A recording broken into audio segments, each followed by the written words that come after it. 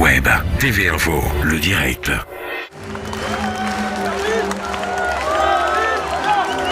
Alors où suis-je? À Lyon?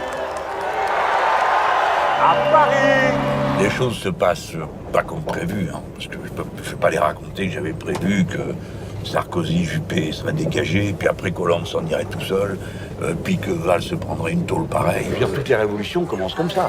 Oui. Et la révolution citoyenne, c'est pareil que là. Ça commence par un moment où l'ancien système n'a plus pied en lui-même. Je fais pas semblant d'avoir une doctrine révolutionnaire. D'accord? Je fais pas semblant. Alors des fois, je fais semblant de parler d'autre chose.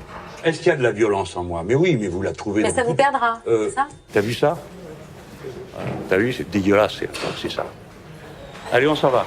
Au revoir. Toujours, ça se trouve, ce type est au pouvoir et vous êtes au courant de rien? Qui aurait imaginé, il y a encore 2-3 mois, des gens en train de crier, on va gagner dans un meeting que j'animais.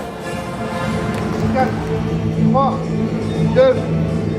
J'aurais pu te bordéliser ton plateau. Il ne faut pas vous tutoyer, monsieur Mélenchon.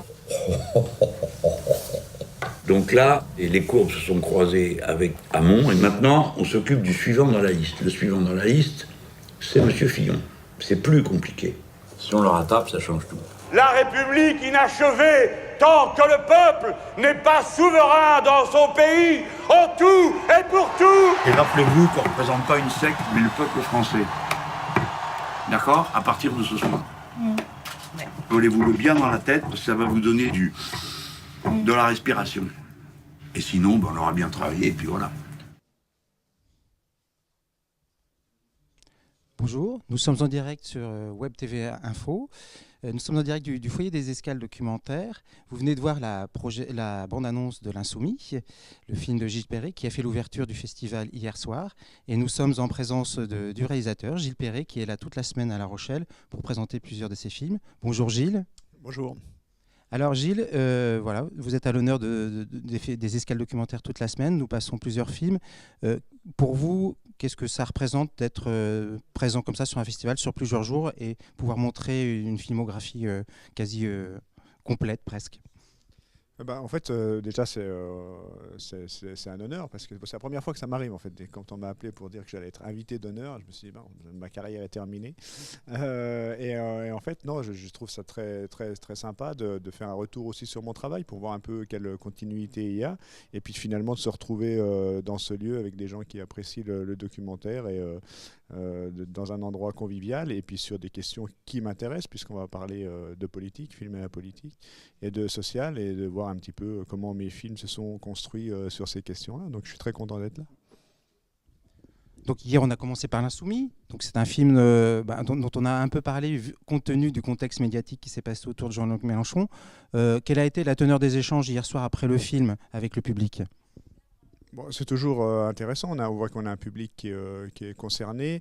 Moi, c'est vrai que sur ce film-là, c'est un petit peu particulier par rapport à mes autres films où il n'y a pas forcément des personnalités connues.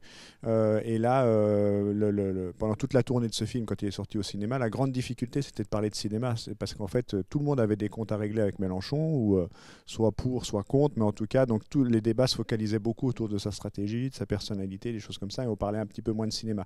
Hier soir, avec le public ici, on a parlé un petit peu plus de cinéma. Mais c'est vrai que c'est un film politique qui s'inscrit dans le cadre de cette campagne électorale qui n'était pas rien, mais en même temps, moi je défends le côté film dans le sens où c'est un film dans lequel on rigole, on pleure, on s'énerve, il y a du stress, il y a de l'angoisse, du suspense, donc tout ce qui fait que ce film était au cinéma.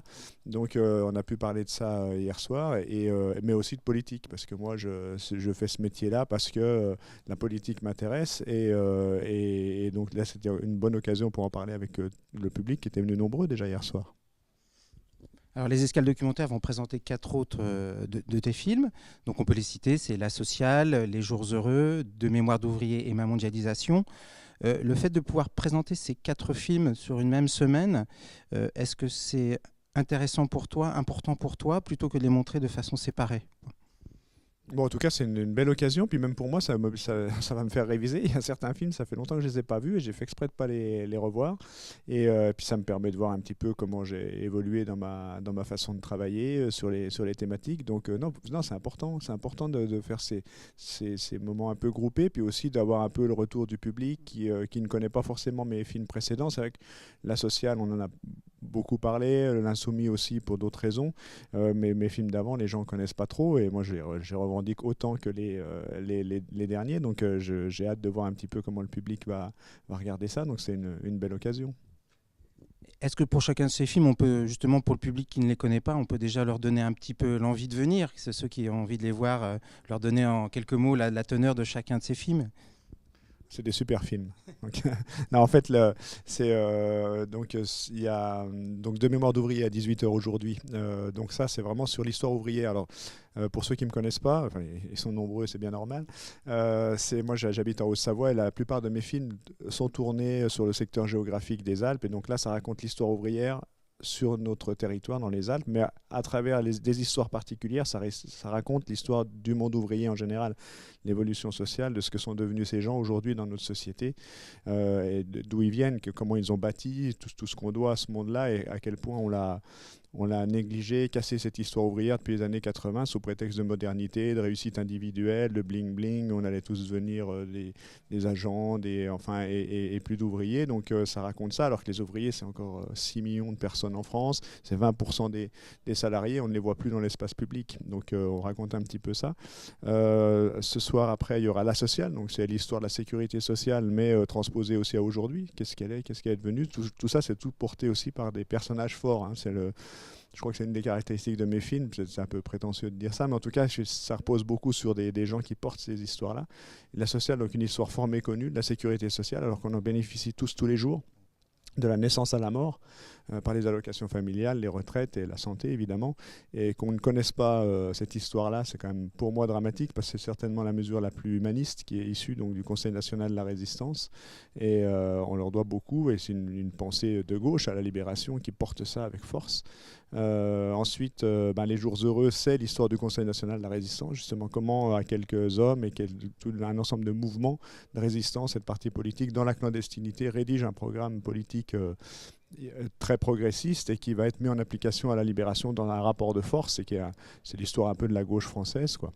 Une histoire aussi fort méconnue, alors qu'on lui doit la Sécu, je l'ai dit, mais les comités d'entreprise, la liberté de la presse, le statut de la fonction publique, le EDF, donc c'était quand même considérable.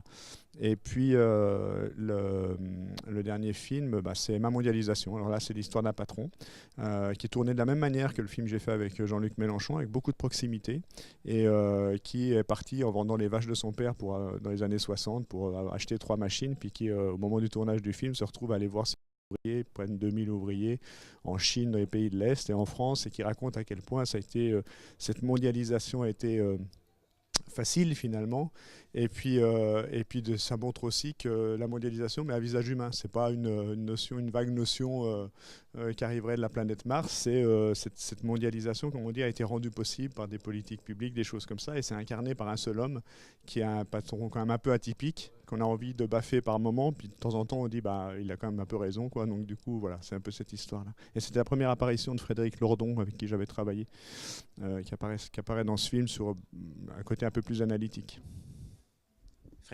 Frédéric Lordon, qui est un économiste, hein, voilà. Tu as eu les escales documentaires aussi t'ont confié une carte blanche pour compléter le cycle, la thématique filmer le politique.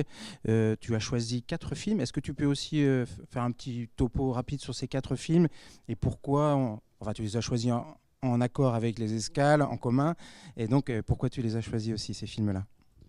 Moi, j'avais beaucoup aimé, pour ceux qui ont déjà vu, c'est peut-être l'occasion de réviser, Le Président d'Yves Geland, qui est un peu comme qui est un personnage aussi dans ce film-là, comme peut l'être Jean-Luc Mélenchon, qui n'a pas de barrière. Et c'est Georges Frêche, pardon, oui, qui était à l'époque président du conseil régional de Languedoc.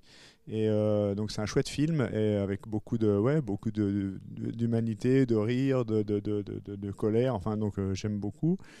Et puis L'exercice de l'État de Pierre Scholler, parce que c'est la construction, enfin la vie de l'État vue de l'intérieur avec les conseillers, enfin la stratégie politique qui est une approche qui est entre le document, enfin c'est une fiction mais on sent la patte documentaire derrière, donc j'aime beaucoup. Après en commun on a choisi le film sur Mediapart, sur l'histoire un petit peu de Mediapart, filmé pendant les élections de 2017, donc ça rentre un peu en résonance avec le film sur Mélenchon.